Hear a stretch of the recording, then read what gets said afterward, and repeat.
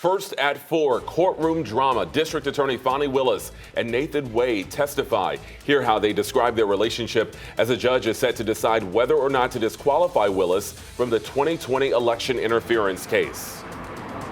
And after 4 students were shot in an Atlanta high school yesterday, I just spoke with students and the principal to see what's being done to help make students feel safe.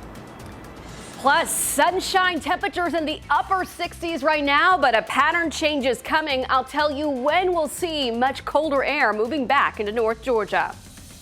And a temporary red alert just moved off to the right, 85 northbound before Highway 317, but a long line of traffic as you roll up into Suwanee. 11 Alive News at 4 p.m. starts now.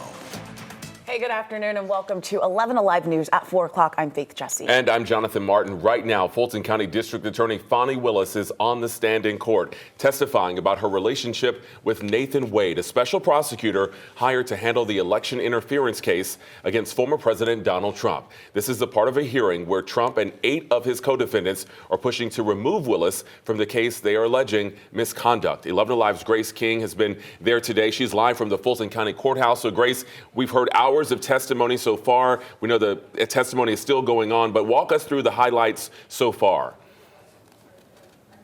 Well, the highlights certainly include hearing from District Attorney Fani Willis and Special Prosecutor Nathan Wade themselves about the details of their relationship. Take a look at this video as both sides were debating whether Fani Willis should be compelled to testify. Fani Willis herself walked in the courtroom and said she wanted to. She asked for 3 documents and then started pushing back on questions from the defense attorneys. So after that, you started dating shortly thereafter, correct? A lie. That's one of your lies. Okay. Now, I asked legal experts where this case could go from here and whether it's likely Willis could be disqualified. Emory Law School professor John Acevedo tells me he thinks it'll be a tough decision for Judge Scott McAfee and that it could come down to a lack of consistency rather than their relationship. I think the real issue will become if they lied to the court. If the lie to the court can be proven, we're much more likely to see them disqualified than if this is just a relationship that is ongoing. Because again, there doesn't seem to be a clear conflict there. Now, in the last 15 minutes or so, Judge Scott McAfee called a break because things were getting so heated between DA Willis and the defense attorneys. When they came back, he asked everyone to basically take a deep breath and start answering those questions so they can get through the rest of this hearing. Grace King, live for us. Thanks so much. We have been following this case very closely, and thousands of you have been watching it as well. If you would like to watch the live proceedings, we are streaming it right now on 11 Alive Plus, our streaming app. Just search 11 Alive on your streaming device, and it will be on the front page of the app. Now, former President Donald Trump wasn't here in Fulton County in the courtroom today, but in another courtroom nearly 900 miles away. This was in New York in reference to the alleged hush money payments made to adult film actress Stormy Daniels related to his alleged affair with her. Today, a judge ruled jury selection for the former president's trial will start on March 25th. The judge denied Trump's motion to dismiss the charges against him in the criminal hush money case and then set the trial date. So this means it'll come as Trump continues to campaign for the GOP presidential nomination. Now, ahead of the hearing, the former president once again maintained his innocence. So it's a very unfair situation. They want to keep me nice and busy so I can't campaign so hard. But maybe we won't have to campaign so hard because the other side is incompetent. So the so-called hush money trial is expected to last about 6 weeks. Well, we know that 3 people were detained after a shooting outside an Atlanta high school yesterday afternoon. That shooting left 4 people injured. 11 Alive's Molly Oak is joining us live outside of Benjamin E. Mays High School. So, Molly, you just spoke with students at the school. How are they feeling today? Well, Faith, students told me they were shocked when they found out what happened yesterday, and they say while they feel safe here at Mays, things definitely felt a little different walking through the hallways, knowing what happened yesterday afternoon. Now, I want you to take a look at this video we have from the scene yesterday. Police say there was a fight in the parking lot around 4 p.m.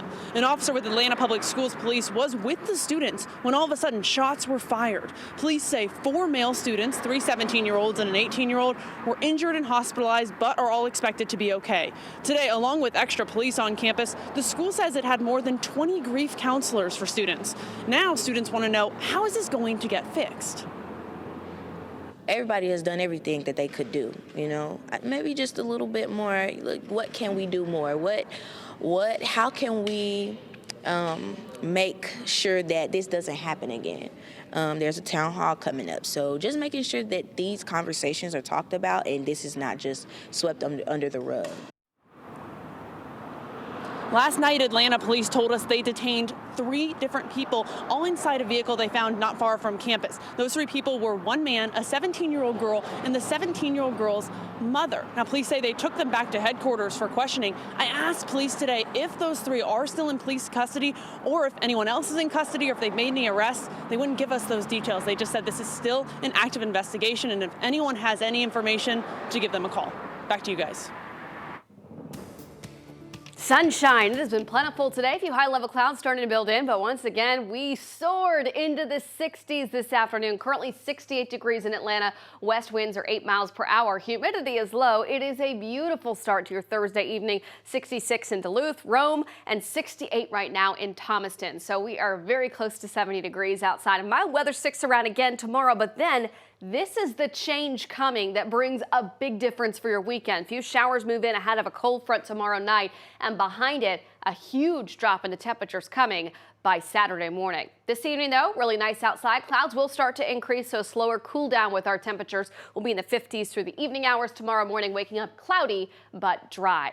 Crash coming up. We'll talk about the shower chances and how cold it's going to feel outside on your day on Saturday coming up in just a bit. Well, we're definitely not looking forward to the cold, but, you know, as long as that sunshine sticks around.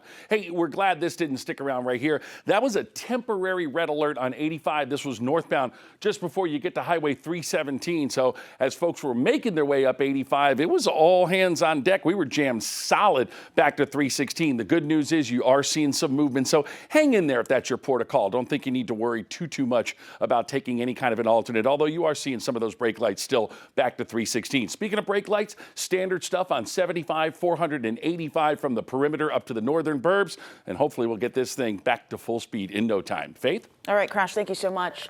Well, right now, DeKalb County police are investigating after a teenager was found shot to death this morning. This all happened in a wooded area near Stone Mountain. 11 Alive's Tracy A. McPeer joining us live from the DeKalb County Police Department with what we know tonight about the investigation. Tracy. Well, in just the last 2 hours, I spoke with the DeKalb County Medical Examiner's Office, and they tell me the person killed was 17-year-old James Smith. Now, the DeKalb County Police, right before 9:30 this morning, came to this wooded area in the 1000 block of North Hairston Road near Stone Mountain, where they confirm they found Smith's body, shot to death in the wood line.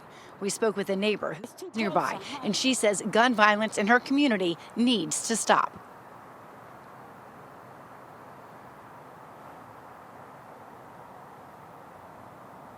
It's too close to home. And if people just put the guns down, then make this world a better world to live in. You know? Over senseless stuff. And that's a shame. That's sad. You know? They're not living to have families and children and living like our age, you know what I'm saying? Because the kids is leaving before us. We burying our kids before we can, you know what I'm saying? Now, keep in mind, this is the second teenager found shot to death in DeKalb County in just the past day.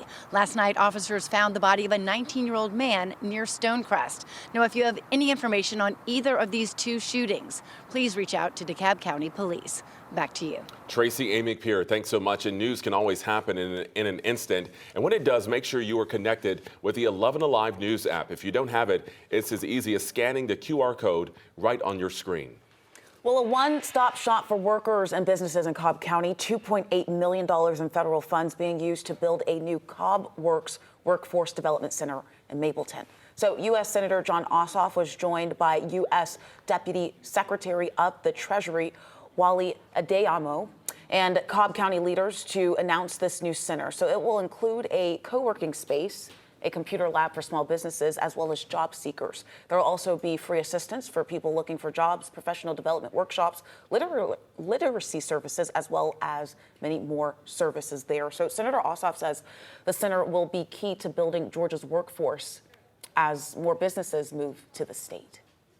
All of this depends upon having a skilled workforce and empowering workers here in Cobb and across the state to take advantage of these new career opportunities.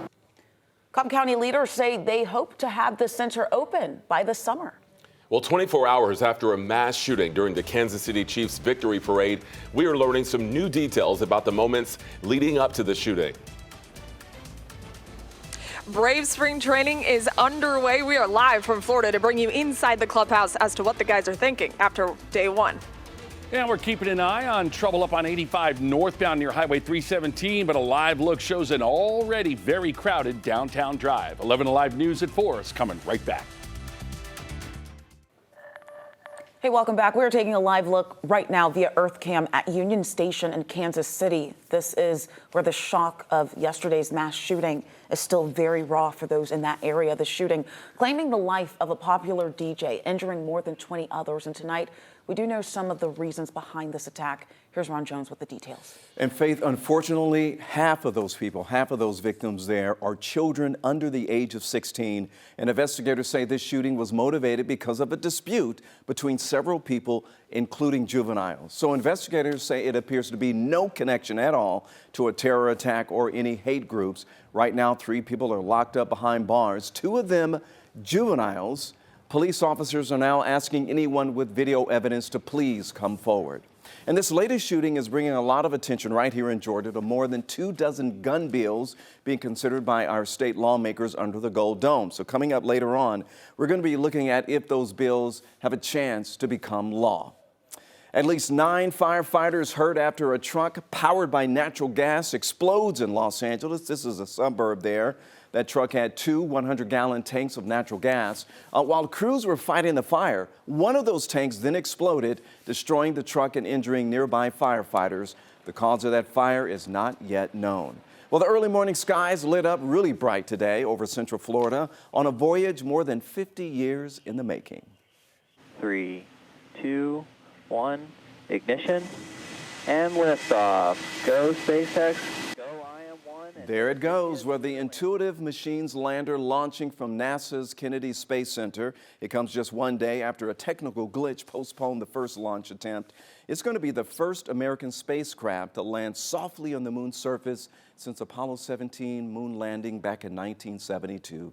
I think I was 14 years old at the time. So if all goes well, the lander will also touch down near the moon's south pole on February 22nd. All right, Ron, thanks so much. You know, one of the true signs of spring, the return of baseball, and fans of baseball get excited when they hear that pitchers and catchers are reporting to spring training. Our Maria Martin is at Cool Today Park in North Point, Florida. And Maria, I know the Braves are pretty clear right now about their big goals this season.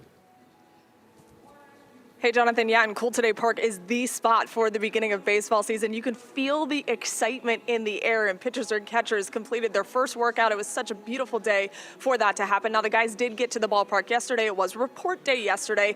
And A.J. Minter, who's a very familiar face to Braves country, he's been around for the last 6 straight division titles. He set the tone. He said this season is World Series or bust. And once again, this team surpassed 100 wins last year, but another early postseason exit just as they did in 2022.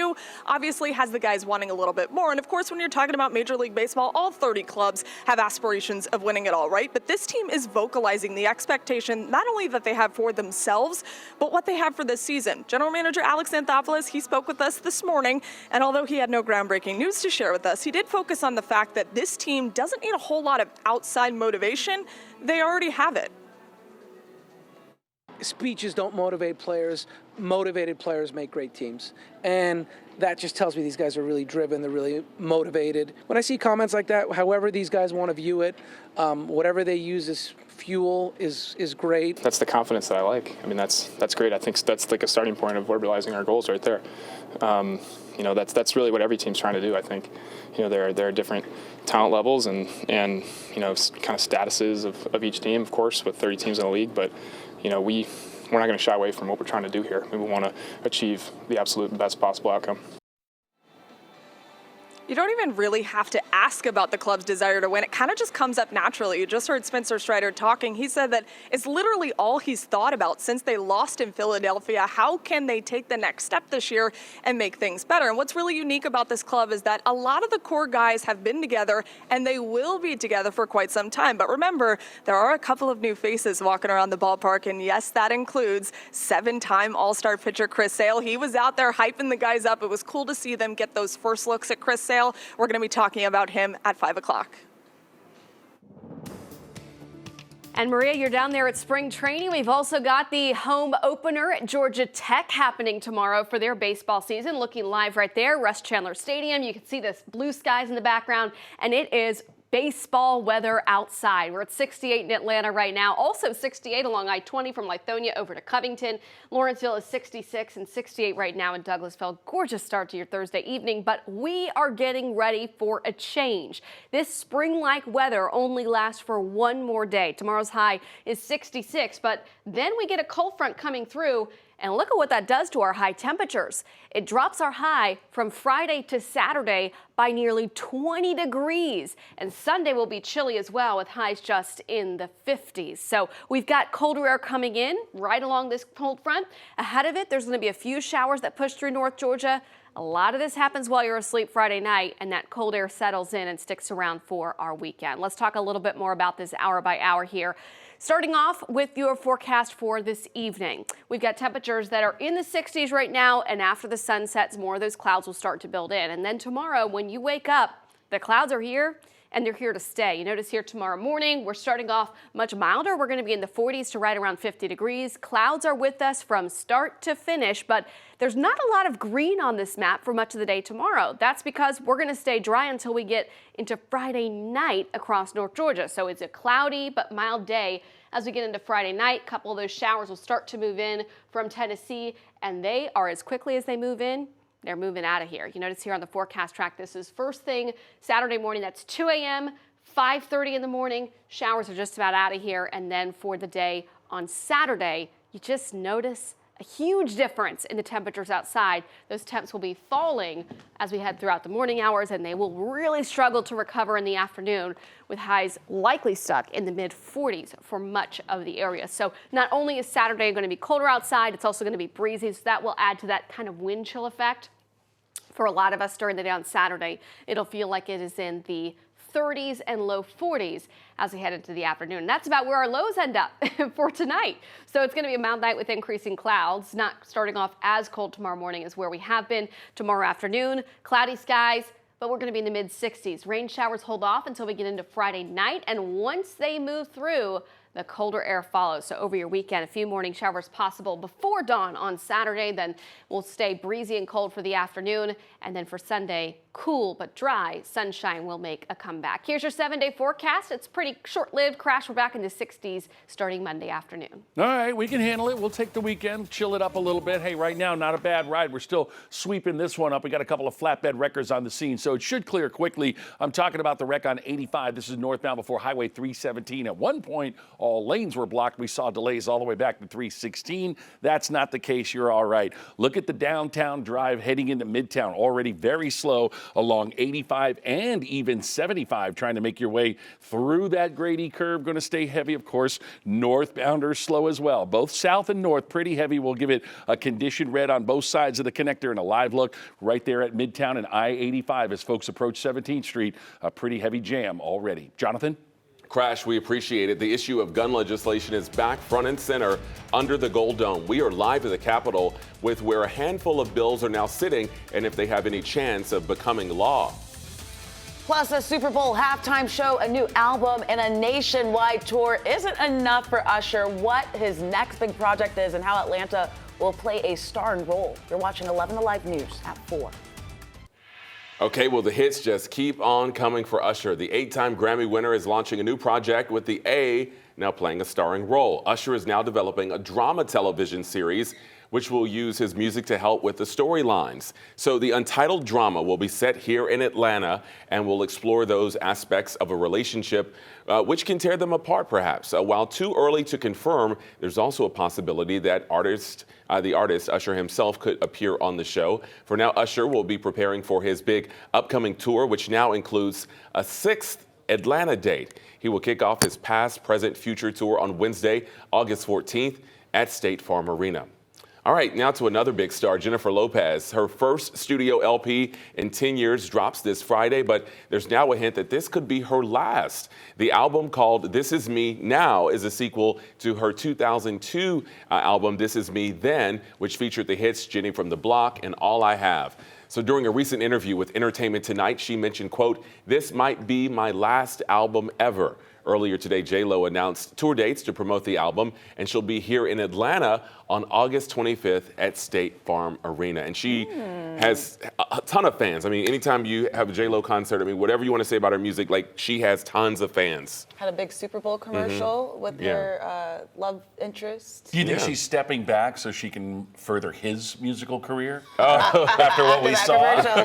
You know, maybe. That was one of the best Super Bowl commercials. I got to give it that. That was a good one. Well, you never know when these artists say, hey, it's my last tour, but I wouldn't miss this one just in case. I mean, obviously it's special. It's J-Lo. Yeah. All right. Nothing too crazy out there on the rush hour, but I do want to give folks a little bit of a heads up. I'm going to show you the top end perimeter. This is 285 westbound rolling through Sandy Springs. Yeah, it's crowded, but I've got some breaking news about a paving project that was supposed to start this weekend. Melissa? And it's been a lovely stretch. Temperatures are in the upper 60s right now. Warm weather sticks around one more day, but I'm tracking this cold front that brings a winter-like chill back to the area this weekend. We'll talk about that next at 4:30.